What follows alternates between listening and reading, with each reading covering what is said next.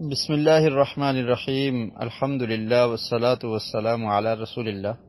آج جو حدیث ہم پڑھیں گے یہ حدیث صحیح مسلم میں اس کا نمبر ہے 2589۔ اس حدیث کے راوی ہیں حضرت ابو ہریرہ رضی اللہ تعالی عنہ۔ وہ بیان کرتے ہیں کہ نبی کریم صلی اللہ علیہ وسلم نے پوچھا اتدرون ما الغیبہ، کہ اے صحابہ کرام کیا تم جانتے ہو کہ غیبت کیا ہے؟ قالوا اللہ ورسولہ اعلم، تو انہوں نے کہا کہ اللہ اور اس کے رسول ہی زیادہ جانتے ہیں۔ پھر نبی کریم صلی اللہ علیہ وسلم نے غیبت کی تعریف کی اور فرمایا کہ غیبت یہ ہے ذکرک اخاک بما یکرہ، کہ آپ اپنے بھائی کا تذکرہ کریں، اس کا ذکر کریں، ایسی بات کریں اس کے بارے میں جسے وہ ناپسند کرتا ہے، یہ غیبت ہے۔ آپ کسی شخص کی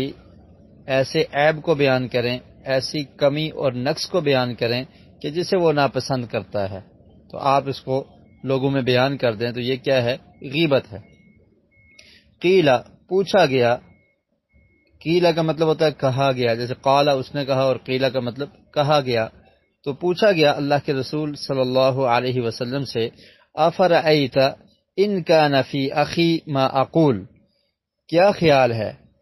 اگر جو چیز میں بیان کر رہا ہوں، جو عیب میں بتا رہا ہوں لوگوں کو، یہ میرے اس بھائی میں موجود ہے،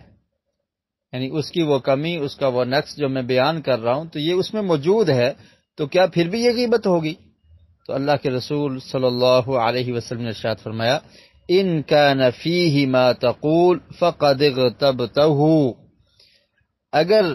تو وہ بات کہہ رہا ہے جو اس میں موجود ہے، جو عیب، جو نقص، جو کمی، جو اس کی برائی وہ کرتا ہے اس میں موجود ہے، وہ تو لوگوں تک پہنچا رہا ہے، اس کو تو بیان کر رہا ہے، فقد اغتبتہ، تو نے اس کی غیبت کی ہے، یہی تو غیبت ہے۔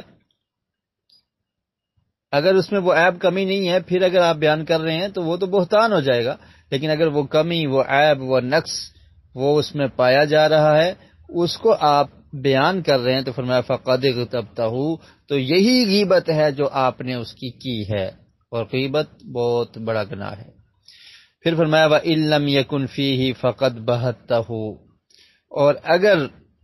اس میں وہ چیز نہیں ہے، وہ عیب نہیں ہے، پھر آپ بیان کر رہے ہیں فقد بہتہ، تو پھر آپ نے اس پر تہمت لگائی ہے۔ غیبت ایک قبیح گناہ ہے، بڑا ہی برا فعل ہے، اور یہ بہت زیادہ پھیل چکا ہے، اس سے بچنا نہایت مشکل ہے۔ وہی لوگ بچتے ہیں جن کے دل کے اندر اللہ کا خوف، علم اور شعور ہو، تو کوشش کیجئے کہ اس گناہ سے انسان بچے۔ یہ بڑا خطرناک گناہ ہے، یہ انسان کے نیک اعمال کو بھی ضائع کر سکتا ہے، اور یہ گناہ انسان کو برائیوں کی طرف لگاتا ہے۔ جب کسی کی غیبت کی جائے گی تو انسان اس کے گوشت کو کھاتا ہے، جیسے کہ اللہ رب العالمین نے قرآن مجید میں ارشاد فرمایا کہ مردہ بھائی کے گوشت کھانے کے مترادف ہے، کیونکہ وہ بندہ غائب ہے، وہ اپنا دفاع نہیں کر سکتا، اور آپ اس کے بارے میں باتیں کیے جا رہے ہیں۔ اللہ رب العالمین احادیث کو سمجھنے کی اور ان پر عمل کی توفیق نصیب فرمائے۔